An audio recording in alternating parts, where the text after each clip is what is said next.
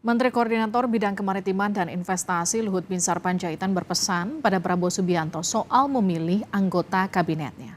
Luhut minta Prabowo jangan memasukkan orang toksik ke pemerintahan yang mendatang.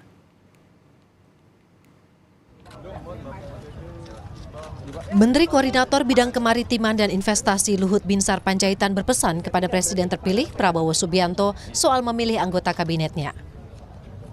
Juru bicara Menko Marves, Jody Mahardi bilang, Luhut hanya beri saran kepada Presiden terpilih Prabowo Subianto untuk tidak bawa orang toksik ke pemerintahannya kelak. Hal ini diungkap Jody melalui pesan singkat yang dikirimkan ke redaksi Kompas TV. Terkait pernyataan Luhut, Ketua Umum Partai Amanat Nasional Zulkifli Hasan menyatakan Prabowo tahu yang terbaik dalam menyusun kabinet. Jangan sampai nanti pemerintahan Pak Prabowo itu ada orang yang toksik. Nah, kalau pandangan dari Pak Suwas saja gitu, pandangan secara umum aja gitu Pak. Itu Pak Prabowo sebagai presiden terpilih punya hak prerogatif terserah beliau saja. Tahu yang terbaik ya. Sementara itu, Ketua Umum Partai Kebangkitan Bangsa Muhaimin Iskandar menyebut menjauhi orang toksik bukan hanya harapan Luhut. Muhaimin bilang semua pihak ingin kepemimpinan yang baik.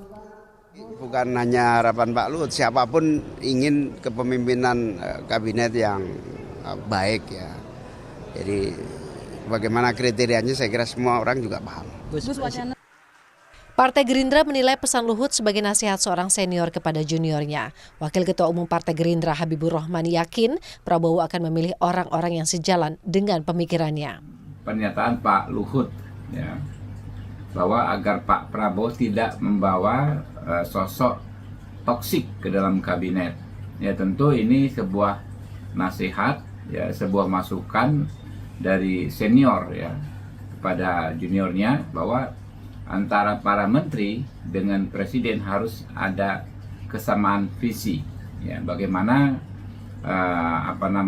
pengelolaan negara yang maksimal supaya target-target kebangsaan terutama Indonesia Emas 2045 bisa tercapai ya. Kalau untuk bangsa dan negara, elit-elit kita yang saat ini tidak ada yang toksik lah ya. Sejak ditetapkan sebagai pemenang Pilpres, ada dua partai yang disebut siap mendukung koalisi Prabowo Gibran, yakni Partai Nasdem dan Partai Kebangkitan Bangsa. Sementara PDIP dan PKS masih belum menentukan sikap. Tim Liputan, Kompas TV.